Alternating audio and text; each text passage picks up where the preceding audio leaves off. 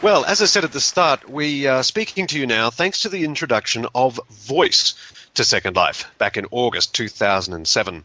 The Second Life voice system is the work of an outfit called VOICE. There have been lots of voice over internet protocols in the world. We call it VoIP, and it's basically the way you make telephone calls using the internet. But giving Second Life a real-time voice of its own, now that one was a first. And right now, let's meet the man who did the deed. Please welcome one of the founders of VOICE, Vinny Fardel. Hey, thanks for having me. Well, I got to tell you, Vinny, I personally just love using voice because, frankly, I hate typing. And I find that it enhances the contact that you have with people if you can actually talk to them. It certainly does. I mean, I've got the same problem of I can't type fast enough to get out a complete sentence. If there's 2 or 3 of us in a group, we end up with 3 conversations happening at the same time in text. Voice is sort of how my mama raised me.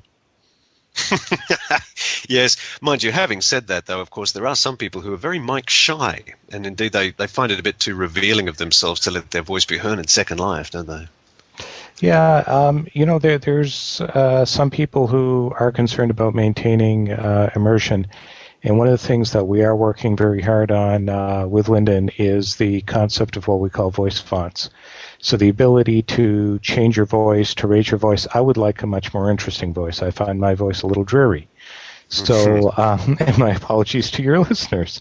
But it's the ability then to bring in some immersion, to sound older, change some gender, other things like that. That's interesting. Voice has actually been around since, when did you launch it? August of last year. That's not very long. It's still somewhat new. Anything else newer coming through the pipeline? Well, there's we talked a little bit about the voice fonts, which are coming later this year, fingers crossed. And one of the things that Lyndon has talked about is the ability to communicate in and out of the world. Oh, yes, they announced back in January that they were bringing in some enhancements so you could make telephone calls in the world. Are you involved in that, are you?